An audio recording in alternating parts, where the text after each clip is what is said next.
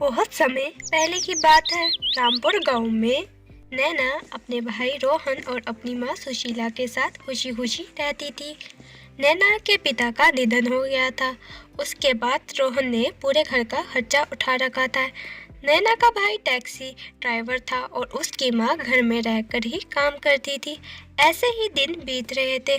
फिर एक दिन सुबह सुबह नैना, ओ नैना, जल्दी से अपने भाई के लिए खाना बना दे, उसने काम पर भी जाना है। हाँ माँ, बस मैं नहाकर भैया के लिए नाश्ता बनाती हूँ।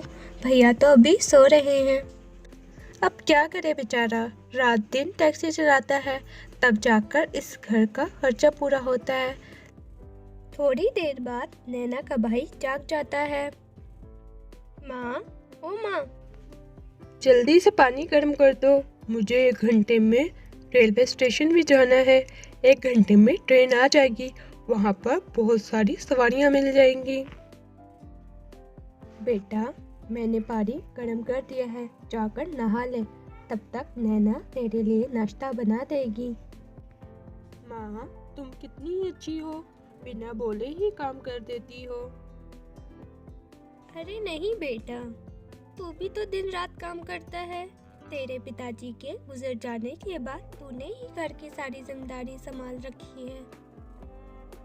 माँ, बस अब नैना की शादी हो जाए, फिर सारी टेंशन दूर हो जाएगी। इतनी देर में वहाँ पर नैना आ जाती है। क्या भैया, आप भी ना, मुझे नहीं करनी कोई शादी वादी। शादी में कितना सारा पैसा खर्च होता है, इतना सारा पैसा कहाँ से लाएंगे। इसकी चिंता आप मेरे पे छोड़ दो माँ, मैं अपनी प्यारी बहन के लिए कहीं से कर लूँगा। नैना मुंह लटकाकर किचन में भैया के लिए नाश्ता बनाने चली जाती है। माँ, मैंने नैना के लिए अच्छा सा लड़का ढूंढ रखा है, आज शाम को इसके घर जाकर बात कर लूँगा। तुझे जैसा ठीक लगे, अब सब कुछ तो तुझे ही करना होगा। नैना का भाई नाश्ता करके अपनी टैक्सी लेकर रेलवे स्टेशन पहुंच जाता है। दिन भर टैक्सी चलाने के बाद शाम होती है। नैना का भाई लड़कों वालों के घर जाता है। आंटी, मैं नैना का बड़ा भाई हूँ, उस दिन मैंने आपसे रिश्ते की बात की थी ना। आओ आओ बेटा, बैठो और सुनाओ, तुम्हारी माँ कैसी है। जी आंटी, सब ठीक है। मैं सोच रहा था कि अगर आप एक बार नैना को देखने हमारे घर आ जाती तो हम इसकी शादी कर देते। अरे बिल्कुल, हम लोग तो कल ही तुम्हारे घर लड़की देखने आएंगे। उसके बाद नैना का भाई वापस अपने घर आ जाता है। माँ, अरे माँ, जल्दी से बाहर आओ। अरे क्या हुआ बेटा, इतना क्यों चिल्ला रहा है। माँ, कल लड़के वाले नैना को देखने हमारे घर आएंगे। हो चुकी थी, सभी लोग खाना खाकर सो जाते हैं और अगली सुबह होते ही घर की तैयारियों में जुट जाते हैं। अरे नैना, तू अभी तक तैयार नहीं हुई, लड़के वाले आते ही होंगे, जाकर जल्दी से नई साड़ी पहन ले। थोड़ी देर बाद लड़के वाले नैना को देखने आ जाते हैं। कुछ देर तक खाना पीना चलता रहता है। उसके बाद लड़के की माँ कहती है, हमें नैना जैसी सुंदर बहू ही चाहिए थी, अब वो भी मिल गई, तो अब अगले महीने ही शादी तय कर लेते हैं। पर समधन जी दहेज, अरे कैसी बातें कर रही हैं। बहू नहीं बल्कि हमारी बेटी बनकर रहेगी। हमें तो बस बहू ही चाहिए थी, दहेज नहीं। इसके बाद रिश्ता तय हो जाता है और अगले महीने शादी की तारीख तय हो जाती है। धीरे धीरे समय गुजरता है और शादी से ठीक 3 दिन पहले नैना का भाई अपनी माँ से कहता है, माँ, मैंने लगभग सारी तैयारियां पूरी कर दी, मेरे पास पैसे खत्म हो गए हैं और नैना के लिए एक अच्छा सा लहंगा भी तो लेना है। समझ नहीं आ रही, नैना के लिए एक लहंगा कैसे खरीदूं? बेटा, हो सके तो किसी से उधार ले लो, बाद में लौटा देंगे। नैना का भाई बहुत सारे दोस्तों और रिश्तेदारों से पैसे उधार मांगता है, कोई भी उसे पैसे नहीं देता है। वो बहुत निराश हो जाता है और रात को अपनी टैक्सी लेकर अपने घर आ रहा होता है। तभी रास्ते में उसे एक बूढ़ी औरत दिखाई देती है। वो बूढ़ी औरत टैक्सी के पास पहुंचकर कहती है, बेटा, मेरे पास बिल्कुल भी पैसे नहीं हैं और मुझे बहुत दूर जाना है। क्या तुम मुझे वहाँ तक छोड़ दोगे? अरे माँ जी, कोई बात नहीं, आप टैक्सी में बैठ जाए, मैं आपको छोड़ देता हूँ। नैना का भाई उस बूढ़ी औरत को उसके घर तक छोड़ देता है, लेकिन टैक्सी से उतरते ही वो बूढ़ी औरत एक परी में बदल जाती है।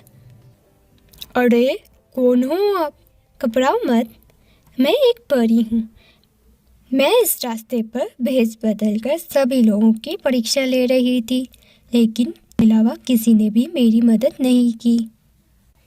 मैं तुमसे बहुत प्रसन्न हुई। बताओ तुम्हें क्या चाहिए? परी जी, 2 दिन बाद मेरी बहन की शादी है, पर शादी में पहनने के लिए कोई भी लहंगा नहीं है। अगर आप मुझे एक लहंगा दे देती तो मेरे लिए बहुत ही अच्छा होता। रोहन का इतना बोलते ही परी अपने जादू से एक लहंगा प्रकट करके रोहन को दे देती है।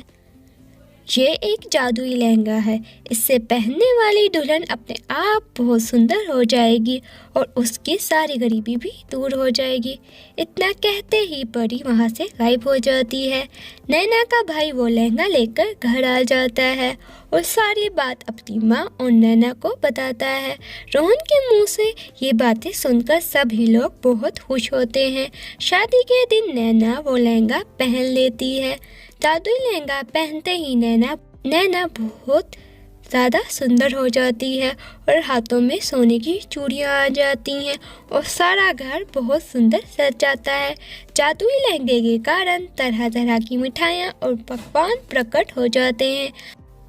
थोड़ी देर बाद बारात आ जाती है, शादी हो जाती है। नैना अपने ससुराल पहुंच जाती है।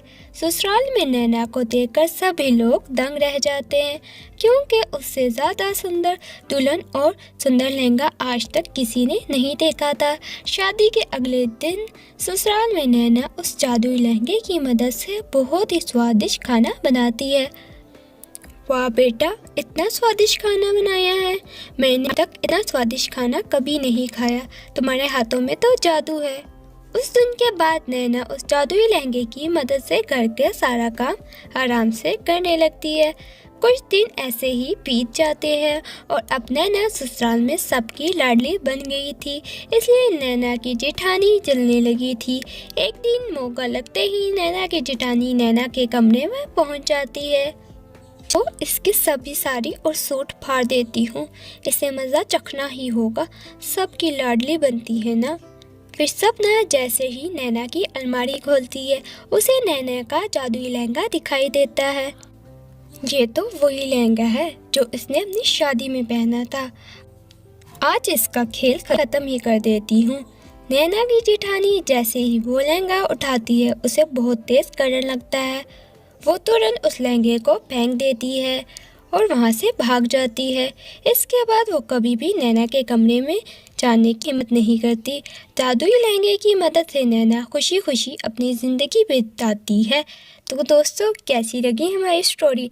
अगर हमारी स्टोरी अच्छी लगी हो तो हमारे चैनल को सब्सक्राइब करना मत भूलना और साथ में इस वीडियो को लाइक शेयर भी कर देना। तो मिलते हैं नई स्टोरी के साथ।